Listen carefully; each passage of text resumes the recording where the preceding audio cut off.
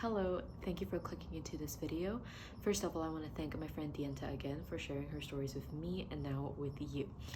If you didn't know, Malaysia is home to a lot of homophobic people, homophobic rhetoric, homophobic academia, as well as government.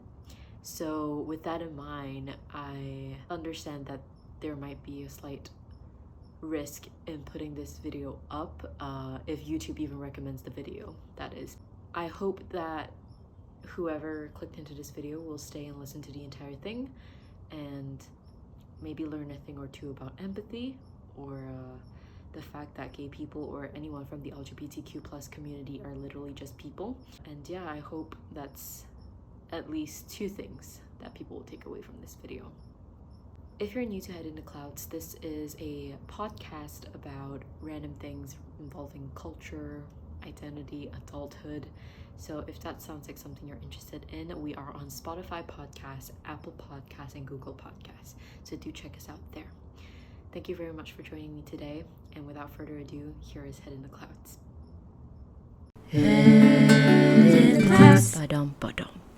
I was constantly filled with like self-doubt, like, oh, am I ever gonna make it? Not just when I say make it, I'm not saying make it like career. I'm saying make it like life because Yeah.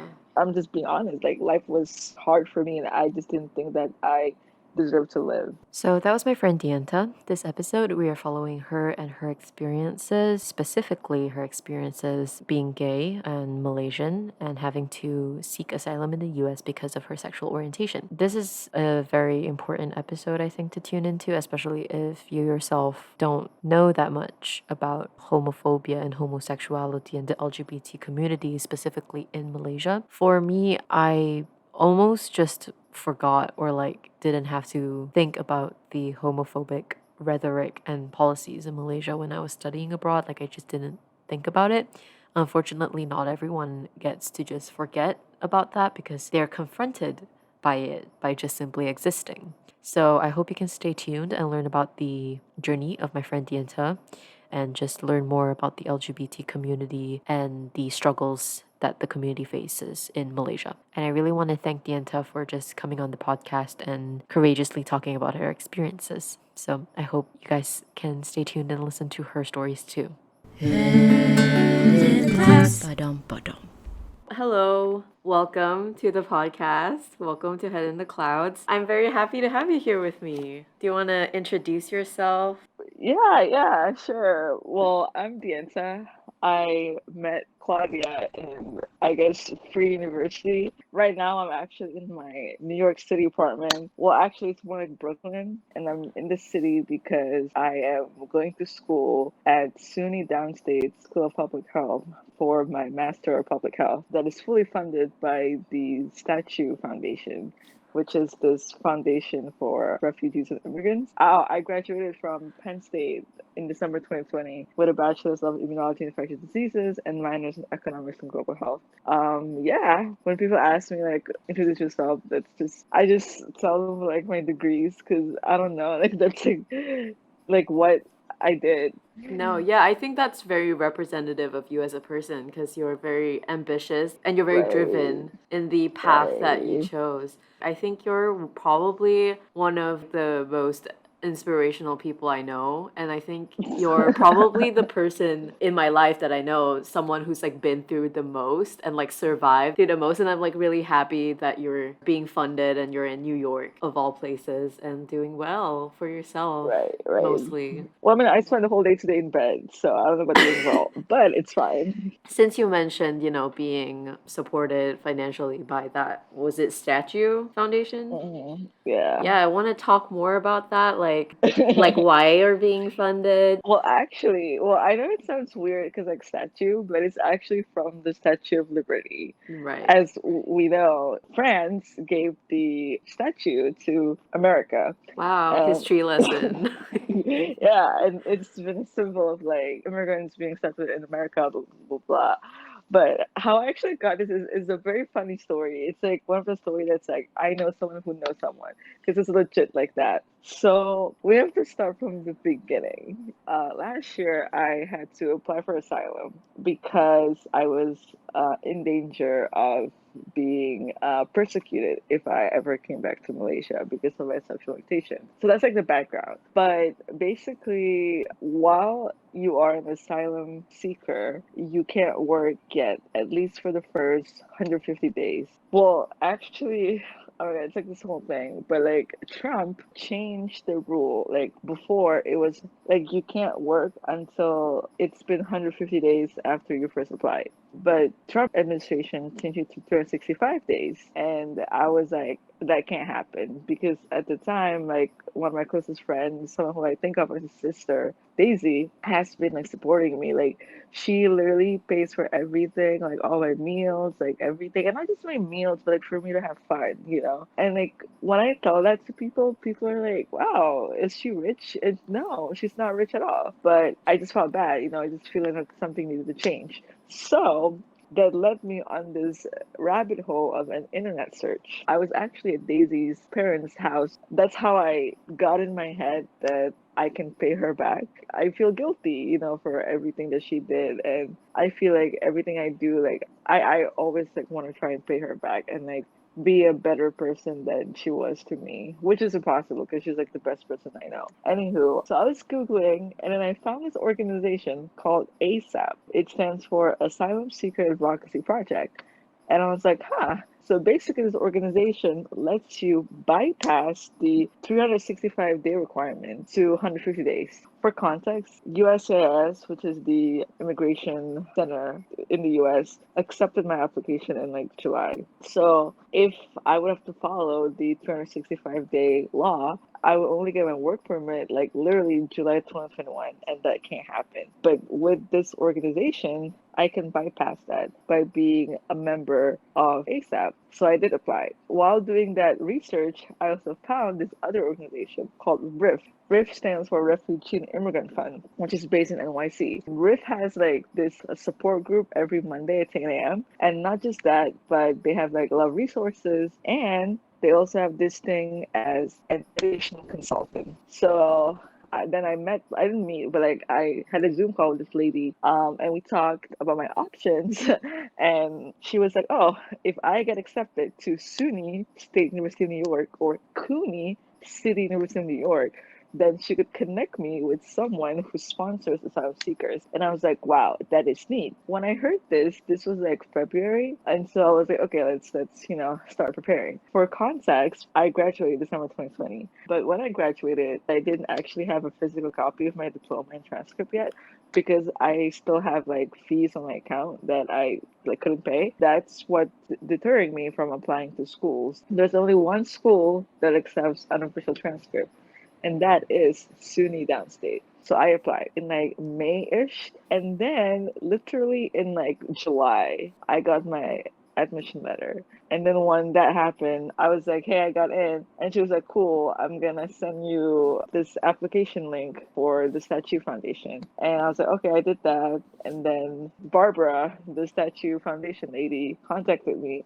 and then we had an interview, and she like really liked me, and yeah, we had a talk, and she was like, "Okay, yeah, sure, I'll pay your master's and I'll pay the leftover fees from Penn State." And I did a GoFundMe and I asked her to share it. She donated like $100, and like she also like shared it with some. Yeah, so that's really the story of how I got here. I know Barbara from Riff, and I know Riff through ASAP. And the reason why I was able to research and find ASAP was because of Daisy, because I was at her parents' house.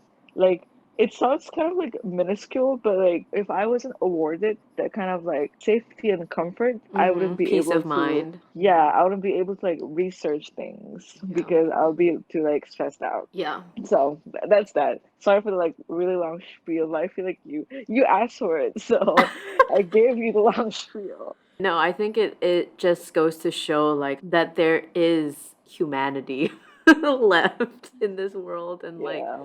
there is help because like knowing you, for people who don't know you, I feel like they will listen to this and think that wow, you know, she has everything working out for her. But like Right. literally it has been such like a tumultuous journey. A year ago even. Every time that we Yeah. talk, it's like something horrible, something new that's horrible just happened Yeah. again. You know? I agree. I agree. Yeah, so I'm like so happy that Yeah. things are working out and I hope like things will Ish, continue to work ish. out. Well, it is, yeah, Yeah. considering how far you've come, really. I don't know if you are willing to talk about the GoFundMe fiasco that you had. Yeah, yeah, yeah. Oh my gosh, this whole thing. And honestly, they kind of like traumatized me to like make another GoFundMe. Yeah. I did make another GoFundMe, but I never like propagated it. But yeah, so the fiasco is it's honestly like so stupid. I don't know how I got that far, but basically I had two GoFundMes because one was in like end of July because I didn't know how to get through August because I had like money saved up from like the stimulus checks and I had like a couple of paychecks, but when it ran out, I was like, how do I do this? You know? So I did a GoFundMe and the goal was just like $1,000, just like give me like some money. And that was so successful because I raised it in like an overnight thing. And I was like, wow. And then the big thing happened when I had to pay for tuition because that first GoFundMe was to get me through August. And then I got through August, I moved out of my old apartment, moved in with Daisy, and then it's like I gotta go to school. Like I gotta finish school, you know? And I was like, let's just do a GoFundMe again. And my goal wasn't to raise like the whole amount because as international students, it's Yeah. It's a lot. yeah. My goal was to just raise the first payment plan because you can do it like four payment plan. I need to like game the system, because I can't I would be dropped from classes if I didn't pay by the deadline. But if I enroll in the payment plan and I made the first payment plan, then I could. If I miss the second or third or fourth, then it's like fine. It's just gonna be like on my account. So that's my reasoning, right? That was like I wasn't thinking clearly. I was thinking anything long term. Like at this point in my life, it was all about survival. I just need to do things to survive. So I just need to go for me again to raise like I think like just like one part of the payment plan. So I think I wanted to raise like close to 10,000 or like 8,000 something like that, and it went really popular. And at first it was so good. Everyone kept donating, and they all had like positive messages. I replied to every single one of those messages like personally, like I was so grateful and all that. But then the next day I started getting like negative messages. And it was kind of weird because it was a mix of two things. One is the fact that I was lying about being gay, which is weird because, like, why would you Yeah, do that? why? Yeah. And another part is that I was lying with the whole thing and I was a scammer. And at one point, someone, I think her name was Sharon, I remember this so clearly. She was like, "Oh, I know people in State College. I'm going to report you to the dean, blah, blah, blah, blah, blah." Like, it was like this whole thing. And I got super, like, scared. And I called the Penn State Crisis Line. I'm like, "Oh, this is what's been happening." And they were like, "Okay, if anybody comes to your, if you feel more unsafe, let us know, blah, blah, blah." But yeah, but I raised, like, basically, like, 50% of my tuition and then I closed it. I deactivated all my social media because it was just too much. And I was in hiatus basically for like that semester and like most of spring as well. The Malaysian students at Penn State that I know, we never spoke again since that day because of like things, I guess. Yeah. And it's just, yeah, like, cause like knowing, like, you know what I mean? Like knowing the government, Mm. like, who would believe a kid compared to like a full-fledged government organization? Which I understand. It's just that I'm just like, okay, bye, you know? And yeah, so that's where I'm at. I haven't really spoke to any of my Malaysian Penn State friends since the whole thing happened. Did you, I don't know, did you get any like really just like explicitly homophobic commentary when you were doing the whole GoFundMe, or was it just like people unfollowing? Were there people who unfollowed? I know when you did like your whole like coming out video, you did one, right? Yeah, Yeah. yeah, yeah, yeah. No, yeah. So when during the GoFundMe, someone sent me an email that's like, if you're a lesbian, forget it. I'm not giving you money. What? I was like, okay, Okay, like thanks it's for reaching fine. out. I know. Like they really took the time out to message me Yeah. on a site that's supposed to be optional. Anywho, but yeah, that was one, I guess. And someone's like, oh, she's capitalizing on the US LGBT movement to get her immigration visa. But it's like the people who are saying that, they literally married a white guy. You know Yeah. what I mean? It's like Yeah. the same thing. And they're like, put in Um, the work, girl. Like, go marry. Oh my God. I know, Like the it's like, rest of us. yeah. It's insane, but yeah, but mostly that. But it's always like along the lines of that. Like it's like weird. It's either I'm pretending to be gay or like I'm lying or straight up, oh, why are you doing this? Homophobia is just like so rampant in Malaysia that it's like actively encouraged. Yeah, Yeah, where it's like literally people around me that I thought were like good people, just like normal yeah, people in my life. They would yeah, just make random comments like, "Oh my God, like I think he's like gay," in like a very negative connotation. And I would be like, it would yeah, be like whiplash, and I'm, wait, what? Like I thought yeah, you're yeah, betraying me yeah, right now. Like, yeah, but like that's yeah, just the norm. yeah, And anyone I yeah, think who like really vocally supports the LGBT community in front, like in real life, in front of like other people, like people yeah, just look at you weird or like think that you're gay yourself and then like shun you. yeah, yeah, And I don't know, like I went to a religious high school as well. It wasn't that yeah, religious, but still, yeah, like they would yeah, actively teach you. And then yeah, if it's not taught to you in school, it's literally being like enforced by the government. yeah, Yeah, like I tried to look up, studies and journals and stuff of LGBT plus communities in Malaysia, and then like there's yeah, literally this paper. I couldn't even like read through the yeah. whole thing because it was like, No, no, yeah, I know. I did the research because yeah, that's like one of like the craziest thing about this process is that like I'm privileged. I'm kind of privileged in the fact that I have a good command of English and I am pretty good at research, you know. And not just that, but it's like my life. Like I have to save my life. So I did all the research that I could. And it was in the middle of a pandemic, I had nothing to do, and I was like, you know what, let me just put all this work in. Because I had a lawyer, but hmm, he is a free lawyer through Penn State, and he's just being paid like a salary. And he's just a general immigration lawyer. So it's like, you know, yeah, and like I just kind of did all the work and he just signed the paper saying that he's my lawyer. But my point is I collected all the evidences that I had. Remember I asked you for like a affidavit or whatever. And then I also sent in news articles and also research papers to provide evidence that it's not just that it's like a rampant, but it's also like state sponsored because it's also propagated in all avenues of government, not just like media, but also like academia as well. what are some of the most memorable pieces that you found? Okay, I don't remember like specifically, but one of them is titled LGBT Nature or Oh my Ideology. God, I read the same one. The view of a former LGBT I know. practitioner Oh my in God, Malaysia. bro. And I'm just like, what is going on? Literally, And, it's like and it in one doesn't of make them is like, sense. yeah, in one of the table, it's age when he joined LGBT, Mm, duration of participating in LGBT. Like, what does that even mean? it's so dumb. I know. And this paper is published in, let's see, it's in the Research Journal of Biological I Sciences. What? know. The thing is, the crux of this this article, is that Yeah, they don't provide any evidence of like why homosexuality is supposedly bad.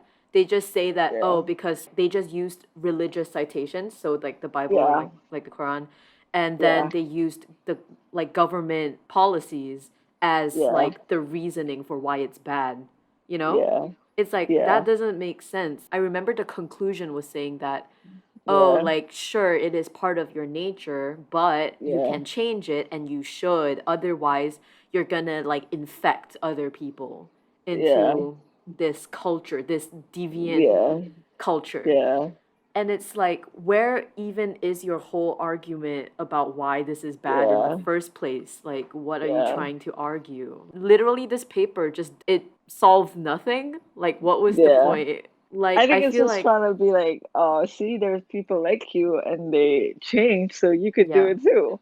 yeah. But it's so stupid, you know? Yeah. And most of the time, I feel like academic quote unquote studies like this are made in an attempt to legalize those or like justify the Yeah. legal actions in court, because like, oh, look at the study. Yeah.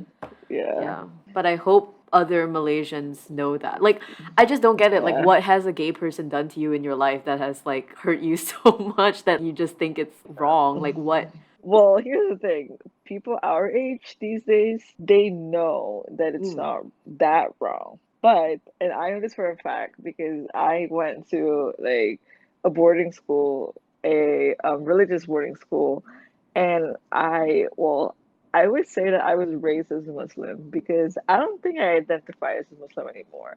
But although that may be due to the fact that of all these experiences, because I think it's just like ingrained in me that like you can't be Muslim and gay. mm, But like I guess, but like who says that? Like all right. these Malays, but like also to the fact that I just don't really want to believe in like organized religion. I'm more of a, if God exists, they exist, but if don't, then that. Anywho, back to my high school, right? So all my friends, when I came out, they were like, "Oh, I want you to be happy and all that," which I get. But like, I also know that I could never have the same relationship that I had with them. Like, I could never talk to Yeah. like my crushes, or if they ever came and visit me, like I don't know if I'll be comfortable bringing my partner, with Yeah. them or anything like that. Like I just know there's that line that they won't cross. And one of my friends, like she said this to me in her own words. She was like, "Oh, I always want you to be happy, but I always pray for you because that's what's right." And I was like, "Cool." And like the saddest thing about this is that I understand. You know, I understand that that's what they had to do. Maybe I'm brainwashed too, but like I grew up in that like culture. Like I knew that they thought that they were doing what was right, Mm, and to them, they just can't be like, oh yeah, it's fine. yeah. They just can't say that because if you say that out loud, or even like if you just thought about it, then it's like an apostasy thing. Yeah. So I don't know. And but the older generation, they're just like, oh, it's bad, it's deviant and all that. But I think like our generation, they are starting to see that like, well, it depends actually, because I guess you could say, well, here's the thing. There's a lot of kinds of LGBT people. There's the ones we see on the TV, but there's also ones that like walk among you. And I have the privilege of being cis and like gender conforming. Yeah. But like other people, they might be okay with me. Like they might be okay with like one gay person because they like me, but they might not like, for example, my roommate Trey, they're non-binary and they might not be okay with them. And they might be like, oh, what is non-binary and stuff like that. Right. So it's just like this whole cycle, and I just don't know if Malaysia will ever be that accepting, I you know, know? right? Yeah. Yeah, it's really upsetting because, like, I understand that, like, it's very hard for people to be openly supportive, Yeah, as yeah, well in this yeah, country. And I know, like, correct me if I'm wrong, but, like, if you're Malay or Muslims, like, the Sharia court would have authority yeah, over your actions and stuff, right? So, yeah, like in that case you literally will get like punished for yeah, being gay. I yeah. remember, I don't know if this happened after you went to the US or before, but like there was that whole thing where they persecuted or like they The were trying the to, two lesbian women. yeah, in like Yeah, Terengganu, it was and after, yeah, yeah, and they were like, oh yeah, because they attempted to have sex. Like, bro, what, like how and like yeah. why, like, Yeah, that was a 2018. Like it was just like I think the same year that I just left, and I was like, holy shit, thank God I left. But not just that, but like there was also five gay men who mm, they like got caught, and they were like trying to like publicly cane them. So the same thing like the Terengganu people, but instead of in Terengganu, the five men were in KL. mm, So yeah, so yeah, it's to illustrate that no matter if you're in Terengganu or if you're in like Kuala Lumpur, it could happen. And well, it was the whole thing when I was researching, but like the punishment is very like it's like different among each state, and also different like what kind of thing you did, because they have like different punishments for like quote unquote male with male, female with female, and also gender reassignment. yeah.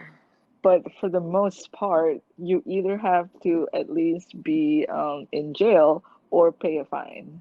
Here's the thing, people are not usually formally persecuted. They were most likely just gonna get beaten up.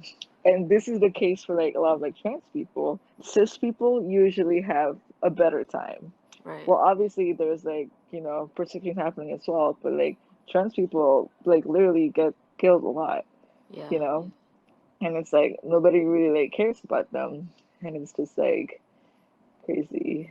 When did you start like seriously thinking about like asylum and all of that? Well, I mean, it had to be a possibility when they emailed me saying that it's not just gonna go. I think it was like February. They emailed me, well, because there was this whole thing. My scholarship, you have to renew it every 2 years. And they emailed me. They were like, "Oh, and here's the thing: you can't renew your scholarship until you're in your last semester of your contract." So for my case, my last semester of my contract was in spring or January 2020. And so I was kind of like, renew it, right? But when they sent an email, they were like, "Oh, we received evidence that you participated in some LGBT activities." Specifically, I went to Philadelphia for, it was just like a day trip thingy to Philly. It was that particular event that they cited. They didn't cite anything but Bruh. me going to Pride that summer or my coming up video, whatever, but they just cited that. And they were like, "Oh, this is not okay. We want you to come back as soon as possible, blah, blah, blah, blah. Please contact us." And they gave me a link to like order my flight ticket, but I Oh never my did. God. So, That is yeah. terrifying. Yeah, and that's when I started thinking about seriously applying for asylum. So, that's when I started doing that. Well, before that, I kind of like thought about it, but it was just kind of like an idea that was like toying around. But I knew that that couldn't be, that should only be like the last resort because it's hard. Yeah. Yeah. It's a But big change. yeah, When you first went to the US, I'm pretty sure like you wanted to stay there and continue working there, right? yeah, Yeah, I remember you one of the things that you used to always say was that like you hope that you can become like such an amazing individual that Malaysia would have to like beg you to come back to like like kind of. yeah. No, and that like makes me like sometimes kind of sad because I'm in public health right now, right? And I know that Malaysia, like cases in Malaysia right now is at an all-time high. And sometimes it makes me sad that I can't really like contribute because I'm here and I would never be happy. And it's kind of like this weird thing. Like it's not like Malaysia will always be like a part of me. And Mhm. it's not that I don't like Malaysia. It's just that I just want to be happy, you Yeah, know? of course. And I just don't see that happening in Malaysia. No, I totally understand. I So, think it's really unfortunate that Malaysia has, like the society here isn't safe or comfortable for a lot of like amazing talents, which is like why yeah. people leave. When I tell people that well, previously when I was going to study abroad and stuff, like people would be like, "Oh, like don't come back" and all of that. And Yeah. like I'm lucky because I have the privilege to come back and, Yeah. to be safe and happy and like have, monetary support and everything here. But like, what Yeah. about for people who like can't even come back and it's like they can't be happy Yeah. here because of the culture and the society, etc. Yeah. I haven't really thought about all this in like a year just because Yeah. I'm just like trying to like distance myself from what happened. Sometimes it just makes me sad because I feel like I'm betraying Malaysia and I'm also betraying like the US, even though I have like no connection to the US. It's just like I don't know, like I just want the best for people, and Yeah. I just can't really do that. And like I don't know, like I'm kind of not like weird, but like I like understand why people did that, like my friends and family, like they were just raised to believe that one thing is right and the other is wrong. And not saying that that's okay, but like they're just doing what's right. But I just wish that things were just different. Yeah. Um and that they were completely able to let go. There's only like I think like one or two people that are just like, yeah, it's fine. Like they were just completely like Muslim friends that I know, they were just Right. completely like they just let go. They're just like, yeah, it's fine, you know. But the other people are always like, it's fine, but hopefully you'll change one day. Right. You It's know what like I hate mean? the sin, but don't hate the sinner. Like, Yeah, yeah. yeah. It's just like not working. Like, what do you think Yeah. I'm gonna do? Like, I don't know. And it was just this whole thing. But like when I after it came out, like in my high school, there's this thing called a homeroom. It's not a class. It's like a family unit because I went to like boarding school and so I like lived there. And a homeroom is like basically your support system. You have your siblings, quote unquote, you have your dad or your mom, quote unquote. And my homeroom teacher sent in the group chat and he said something along the lines like, oh, humans are not supposed to walk this earth by themselves. We have to follow guidance, and the Quran gave us that guidance, blah, blah, blah, blah. And I also knew from one of my other homeroom mates that my homeroom teacher like talked about me with other people. Okay, so that's fine, right?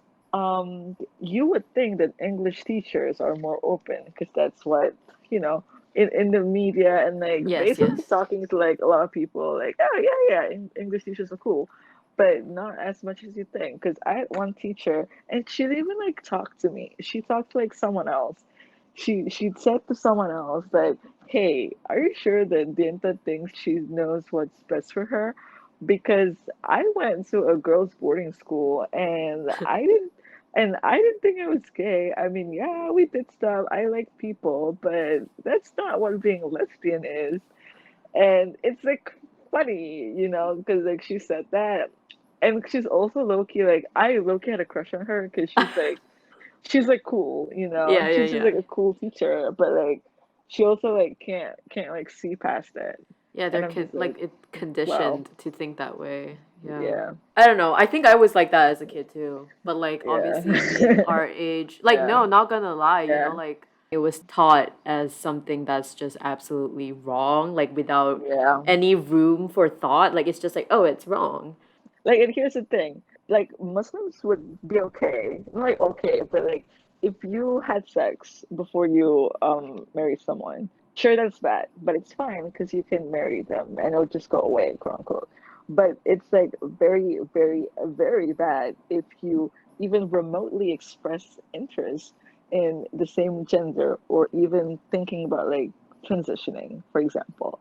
It's just like Mm. you know what I mean? It's like double standards, and it's like I don't know. It's like, and here's the thing: it's if you follow the Quran, it's just as bad to have sex with the same gender as it is bad to have sex with a different gender before you get married. You know, but for some reason, it's just like even worse if you like people don't treat like I guess heterosexuality the same way they do homosexuality if like I don't know if they caught a man and a woman in a hotel room, they're just gonna be like, okay, well, please go home and get married or something. But if it's like the two women, right, or the gay man, they're just going crazy, and I don't know.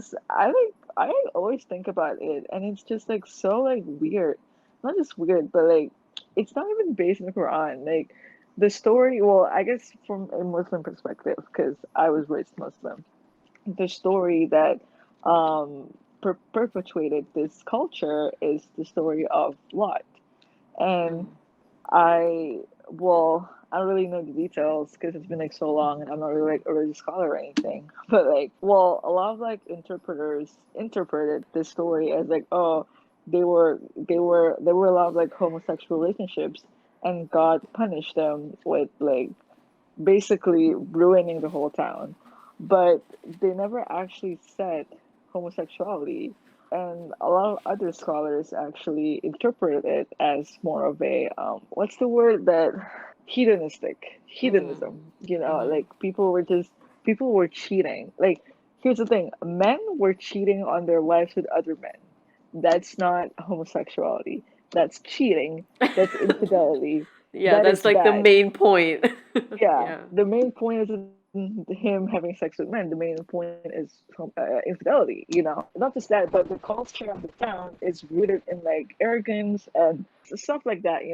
And that should be the main focus of the story, not the homosexuality part. But for like I guess decades, not just decades, but like centuries, it's been perpetuated against homosexuality, and it's just like really weird because and it's not just that, but like from like a cultural standpoint, people always think that homosexuality is like a Western thing, but it's really not because throughout history there's so many instances of people in all cultures practicing same-sex relations or um, gender reassignment. There's like so many facets to this issue related to like culture, religion, and society that it's just like I don't know, like I don't know where I stand because like well I mean I know, but like I guess I stand on my own because like ever since I was a kid, I was always like kind of confused because like I grew up in Malaysia, but I was born in Indonesia.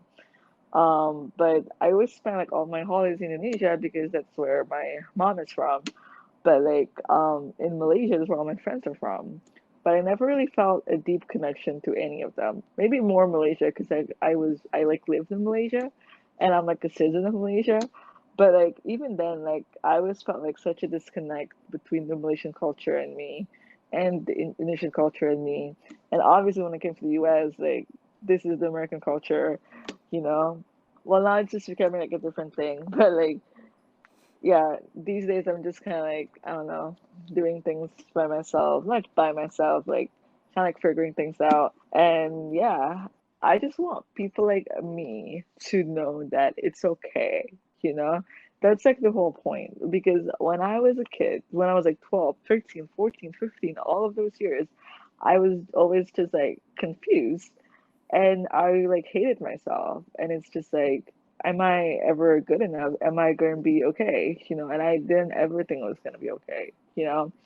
And I just want to help people like me because there's a lot of, well, at least in the US, because that's what I'm like accustomed to. There's a lot of representation for like, I guess, Asian American LGBT. But like I wanted to specifically be Southeast Asian because there's this intersection, well, at least for like Malay Muslims, there's like this intersection of being Muslim, being Asian, and being part of the LGBT community, which is like a lot. There's all that different intersectionalities. Um, and yeah, and there's like a lot of like foundations in Malaysia. One of it's called Pelangi. That means rainbow. Well, I mean, I know you A know, but like, palangi. but I don't know, like, want to like support them and help people like me. Anywho, this is just kind of like became off topic. I'm so sorry, No, but it's completely on topic. No, I was actually gonna ask you, like, is there any specific, I don't know, org or person that you would point others to, yeah, specifically in Malaysia and stuff like that. I don't know if you know a lot about yeah, that or not, but yeah. No, yeah, like I said, Pelangi, it's a good one.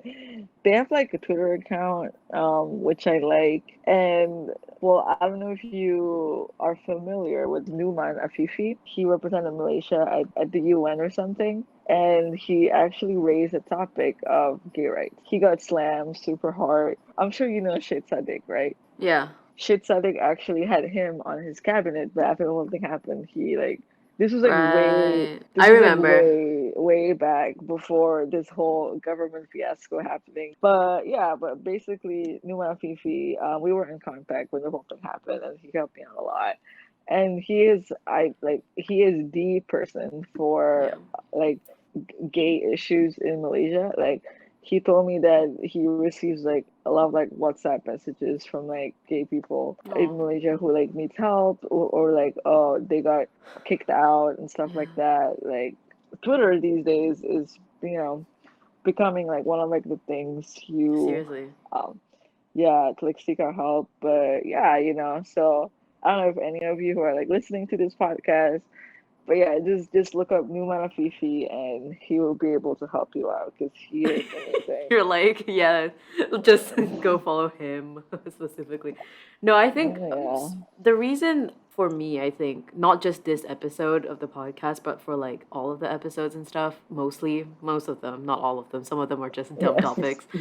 But like the point is that I see a lot of Malaysians who are open-minded and everything, who talk a lot about foreign matters. Like, they talk Yeah. about BLM, they talk about, Yeah. human rights in other countries, Yeah. which is great. Yeah. But Yeah. like I Yeah. just don't understand why a lot of people who do think that like they maybe it's just a performative activism kind Yeah. of thing. But Yeah. like there is a big lack of care for the issues happening Yeah. in Malaysia, and they usually just say like, Yeah. "Oh yeah, Malaysians like fucked or whatever." Like it doesn't matter. Like Yeah. like there's never Yeah. gonna be. I don't know. It just really upsets me, Yeah. especially because like Yeah. I came back here and everything, and I'm Yeah. like, I thought that people would be better. Yeah. I don't I know. mean, Like you are the better one if you no. think about it. No, no. I Mm, mean, like, well, you know that. Well, I guess the people that we went to Inti with, I think, mm, I feel like you're one of the only people who like stayed. You know, because yeah. you saw that Malaysia is worth it. I don't know. Like You I know. am really like happy for everyone who Yeah. went abroad and like wants to stay abroad and like pursue their Yeah. dreams. But Yeah. I don't know. For me, it's also because of privilege. Because like my family's here, Yeah. they're well off. So like I was like, yeah, I'm just Yeah. gonna come back. Yeah. And but the truth is though, like since coming back, like I've been back for 9 months now, I guess. Like I haven't really been Yeah. able to do anything, which has made me Yeah. feel like very much stifled. So I'm like, Yeah. that's like kind of one of the reasons why I started the podcast too, because like I'm like Yeah. always telling people like, oh yeah, Malaysia's got hope and all of that, but like Yeah. I'm doing nothing about it. So Yeah. the podcast is kind of like a way to do that, but then again, Yeah. like no one really listens to it. So it's kind of like It'll pick up one day. one day. No, like maybe like today, maybe today's the day. No, I was gonna say like that something happened to Numa, not like something, but like he always gets stressed, like always gets stressed, right? And then a lot of lawyers are like, "Oh, I'll work on your asylum case pro bono, blah blah, to Canada, Australia, all these other countries," and he always said no. And you know why he said no? Because there are people who needs me in this country. And I was like, damn, that's a really good one. And I feel the same way because like I don't like hate like I said at some point in this podcast like I don't hate Malaysia. I just didn't have a choice because at the Yeah. time, well, it was A, in the middle of a pandemic, and B, like my visa is expiring because it's set to renew every 2 years. So I just didn't know what to do, and I hadn't even graduated. It was in the middle of a pandemic. I couldn't get a job to like get a work visa or something. So the only option I see is to apply for asylum, just to, like not get deported.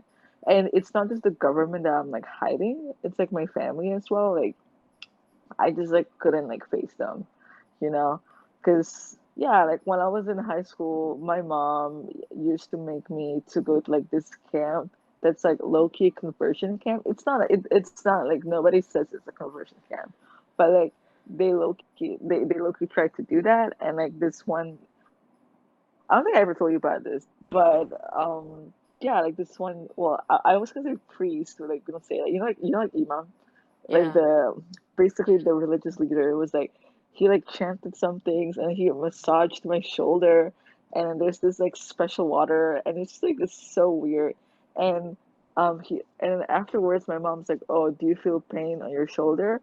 And I just lied and I said yeah, and my mom's like, oh, that's because the devil is being released. And I was like, okay, and the devil's still here, for all these years. It's so Yeah. like I lied. I didn't feel anything. But yeah, so we went to that session a couple times. Like, well, we when I say we, like we went as a family, but obviously it's just me being performed on.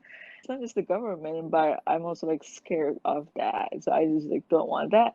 But like sometimes I wonder like what would happen if like I like stayed or if this happened after I graduated and I just like came back, like well, I'm on the East Coast and on the East Coast there's this organization called EPIC, like the word EPIC, but it Mm, stands for East Coast Presidential Council.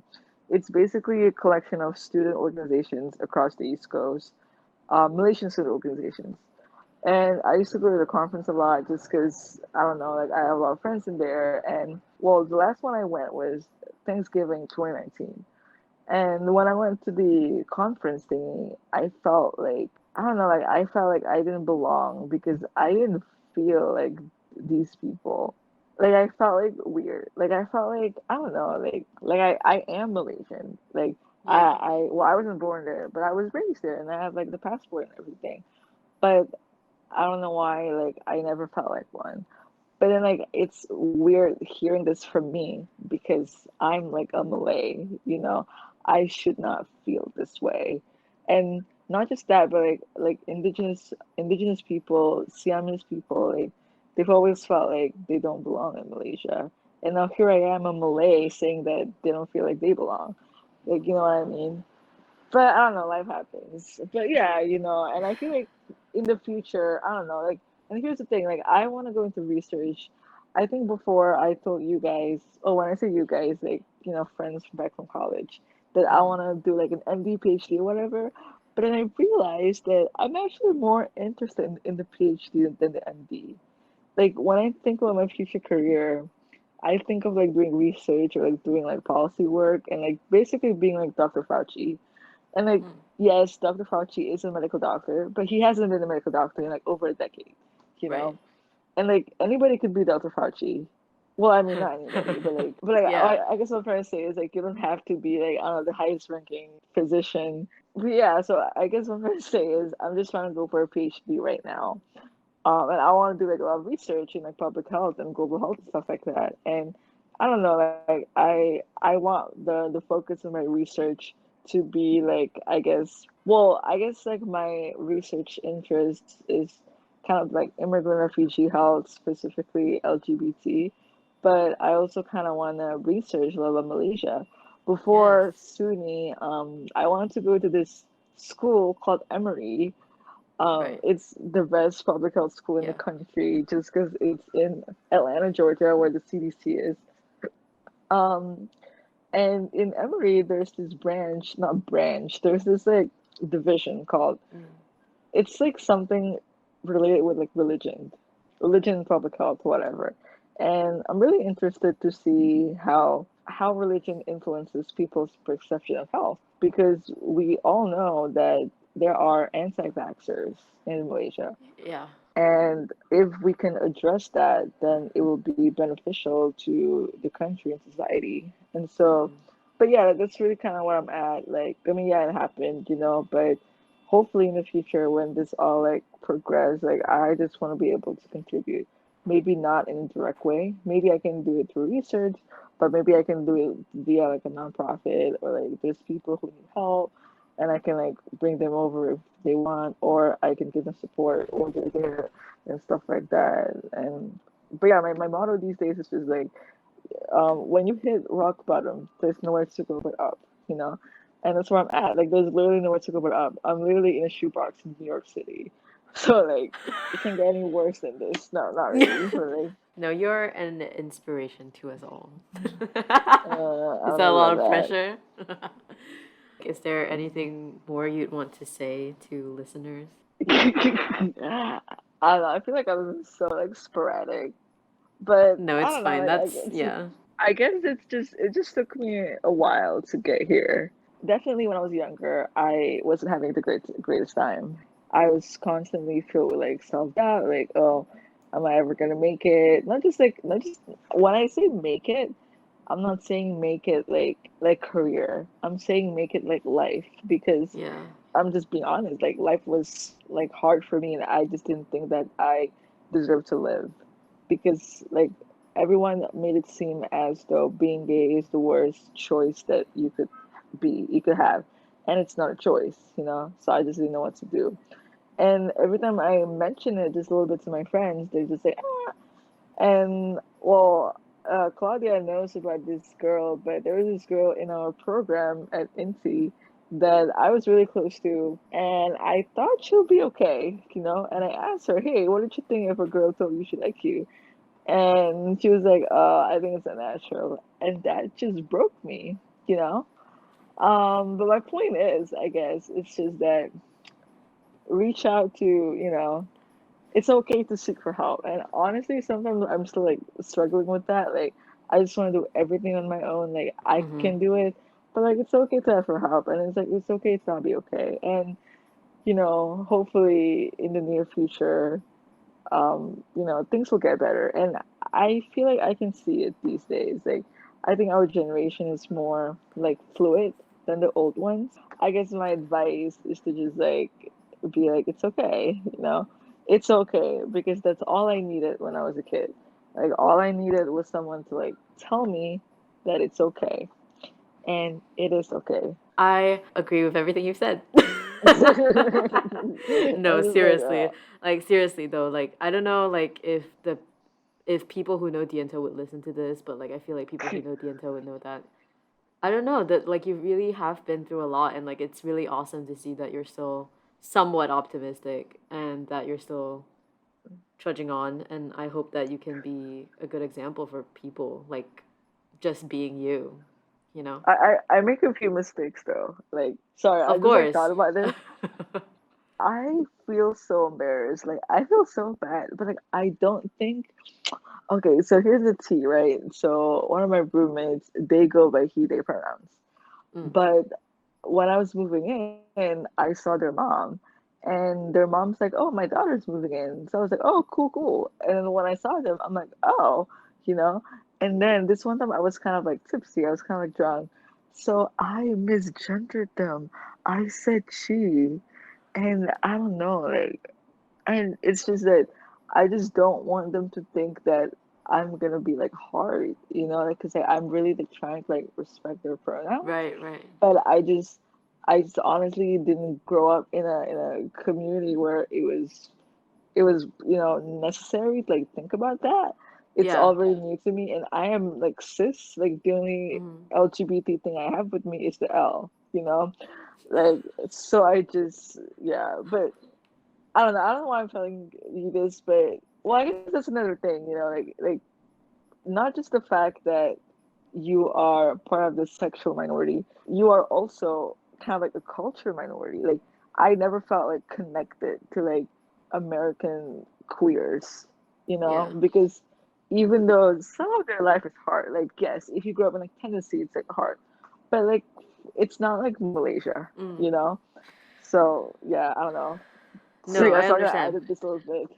Another thing though is Yeah, that, it's okay to make mistakes like those, especially like yeah, if you know that it's yeah. like you I kind of I know where to go from corrected here. myself Yeah. immediately, but Yeah, I which I didn't think say like sorry because I didn't want to make a big deal out of it. I don't know. I just feel like with mistakes like these, though, like it's Yeah, important, especially in a community like Malaysia, where it's like I yeah, don't want to gatekeep stuff like this and end up yeah, making less people support movements like these. yeah, yeah. When it's like, Because especially that's when it's like, like just beginning. yeah, yeah. Because that's the one thing too that people are like, oh, you guys are so hard, blah blah blah blah blah. But like, I feel like people are trying, and sometimes they make mistakes, and that's okay. Yeah. Like, I don't know, like, I still kind of have hope that one day my parents would be like kind of like okay-ish. They did, well, when I say they, I meant like just my mom. My mom did email me a while ago, and she said, um having a gay kid or whatever condition you have, it's fine, something like that. And I understand where she's coming from. It's just that I just need more time. But I don't know, hopefully one day, she will be not like okay, but like accepting.